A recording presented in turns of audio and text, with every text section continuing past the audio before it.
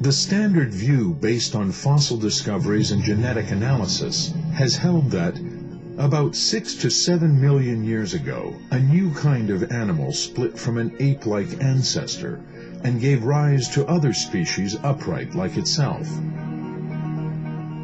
Called hominins, these ranged from small-brained Australopithecines like the famous Lucy to tool-using Homo habilis, nicknamed Handyman. And the first migrant out of Africa, Homo erectus, who journeyed as far as Indonesia 1.8 million years ago. A million years later, Homo neanderthalensis, the most human-like, had spread across Europe. All eventually perished, except our own species, Homo sapiens, which arose in Africa some 200,000 years ago. By taking CAT scans of the hobbit's skull, radiologists can recreate a model of its brain. Anthropologist Dean Falk compares it to the brains of microcephalics. We put together a sample of 10 individuals from different parts of the world who truly were microcephalic. They had very small brain sizes, some of them as small and even smaller than hobbits. The CAT scans show that hobbit and the microcephalic look totally different. The frontal lobe of hobbit is swollen underneath and expanded, but in the microcephalic it's sharp and flat. And in the microcephalic, as is typical for them, the cerebellum is pushed way, way back. So, dramatic differences. One of the greatest contrasts between the two brains lies in the frontal lobes. In microcephalics, they are underdeveloped, so victims often have unusually pointed heads. The disorder can cause mental impairment. We don't think hobbit, by any stretch of the imagination, is a microcephalic.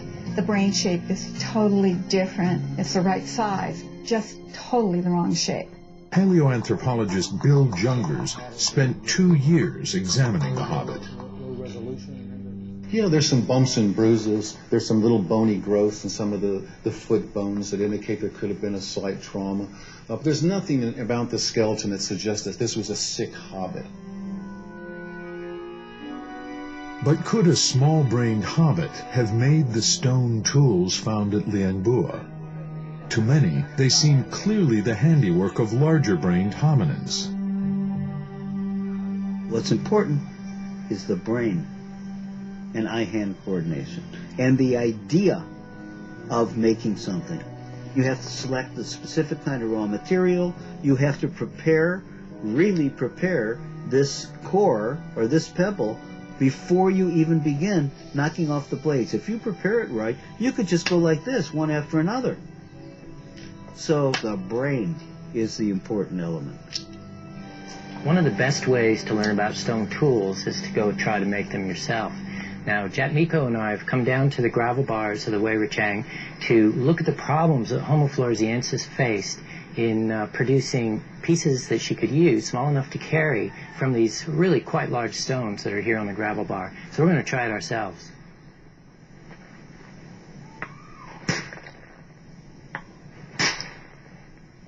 Now, as I produce these flakes, you can see that they're very sharp-edged. And it's these flakes that Homo floresiensis was after, okay, because she could use the edges as really effective tools for processing wood, cutting meat, anything that she happened to need to do in the cave. The stone tools at Liangbua are extremely sophisticated in the sense that those hominids were very good at knapping stone. They understood all the geometric aspects of where to strike the stone, how to follow the high mass on the ridge of the core to make sure that you get off decent flakes. They were very, very good at that. And in that sense, these stone tools are very sophisticated. The structure of bones and teeth tell a huge amount about the life history of an organism. And they can also settle disagreements about whether the tissue is normal or comes from someone with a pathological disturbance. immediately.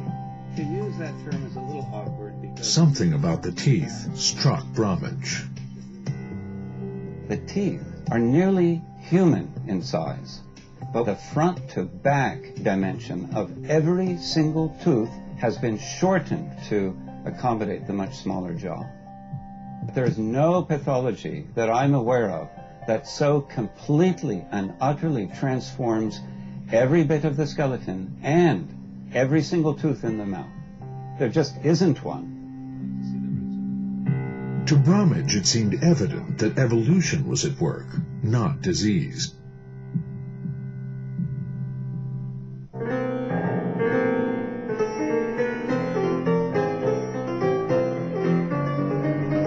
And hobbit bones tell the same story. Matt Tocheri's passion is music, and also the study of the hands and feet. Over half of all the bones in our skeleton are in our hands and feet, and so they tell a big portion of the story of our evolutionary history.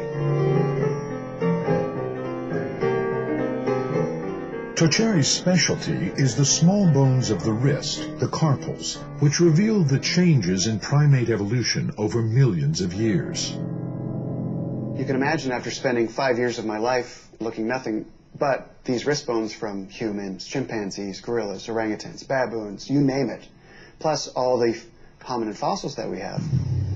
I mean, after a while, you really start keying in.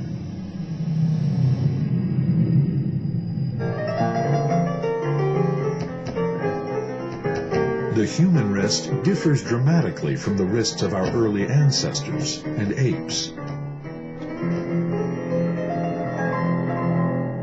It basically has a lot to do with a particular bone in the wrist, and that bone is the trapezoid. And that's the wrist bone that sits right underneath your index finger, right here. And it's lodged between several other wrist bones. And in African apes and other non-human primates, that bone is shaped kind of like a pyramid, triangular shape, where the tip of the pyramid is facing out of the palm. In apes, the forward-facing trapezoid passes force up and down the hand, helpful for hanging from trees or cracking nuts, but difficult for bringing the thumbs and fingers together with precision. But in us, what's happened is the wrist has been redesigned so that we're now more efficient at passing loads across this way. And that makes it easier for humans to grasp objects firmly and use their hands for complex tasks. This is a very big difference compared to all our non-human primate relatives. To make sense of the surprise, scientists are trying to determine where the hobbit fits in our evolutionary tree. This is one of the most challenging aspects of the find. In arriving at this creature, what was the ancestor? At Leiden University in Holland, 2 specialists in Indonesian fossils have come to view the original Homo erectus skull. When this fossil was discovered in the late 1800s, John DeVos and Robin Dennell know that it was as controversial as the hobbit is today. The significance of erectus is that it's supposed to be the first type of human ever to live outside Africa. That according to long-standing views, around about 1.8 million years ago, it left its African homeland and dispersed across Asia and eventually reached Java. That's why it's so significant. But could Homo erectus, tall and big-brained, really have evolved into a pint-sized version of itself? John DeVos believes it could, because strange things happen to animals on islands. On the islands, you see the phenomena that large mammals become small and small mammals become large. And nowhere is the so-called island rule more evident than on Flores. Rats once grew as big as rabbits, lizards became Komodo dragons, and pygmy stegodon elephants the size of cows evolved from ancestors 8 feet tall. If you want to live somewhere that doesn't have many nutrients, it helps if you're small. you can still get a little bit smaller and survive if there are no big predators around. Facing few predators and limited resources, species isolated on islands grow or shrink to survive. Similarity between these two brains. And from every angle, one seafaring ancestor emerges as the closest relative of the hobbit. They look very close indeed. The hobbit's overall shape resembles the endocast from Homo erectus. It's compelling evidence that our ancestor Homo erectus and the hobbit are closely related. But given the hobbit's small brain, there must be something extraordinary that accounts for its intelligence. In these three specimens is that this area 10 seems unique. Maybe not as much. At the very front of the hobbit's brain is something unexpected. A feature that's literally bursting at the seams. A unique shape with regard to what I've seen. These two bulges at the front of the brain are called Brodmann's Area 10. Every great ape and human brain has one, but the hobbit's Area 10 has the largest swellings they've ever seen. This is remarkable, because Area 10 is a critical site for some of the brain power that makes us human. For instance, planning ahead, taking initiative, carrying out intentions. And here we have a specimen with a whopping big Area 10. It looks huge in the hobbit, and it's bigger than in Homo erectus. It's bigger than any other hominid where I've seen this feature. Maybe it is possible that something with a little tiny brain can be wired so specially and in such a complex internal way that it's capable of some human-like technology and behaviors. It's almost time to show the world the face of the hobbit. It's a nail-biter. If this part goes wrong, you're in serious trouble. But it doesn't go wrong. And after 18,000 years, the hobbit's makeover is nearly complete. Flo has a dark skin tone to match her tropical home. Because she's a mature woman, she has weathered eyes. And a touch of gray. I think one of the amazing things about this find is we've been underestimating the creativity of nature and of what evolution can do in regard to the human family. From deep in the earth, a remarkable woman has emerged. It's a really intriguing mix. The brow ridges are modest. There's not much of a valley behind them. And the forehead has a pretty steep climb. And she doesn't have a chin, so that tends to look more archaic. She has a projecting nose, very short upper lip area between nose and mouth. That gives her more of a modern look. I would almost say it's still hard to believe that there was once a race of these tiny, tiny, human-like creatures.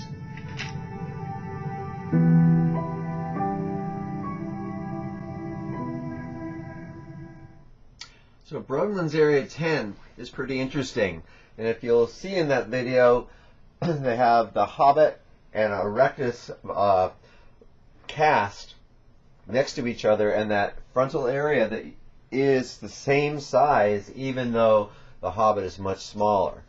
So that idea of the reduction of size would be verified by that or validated by that.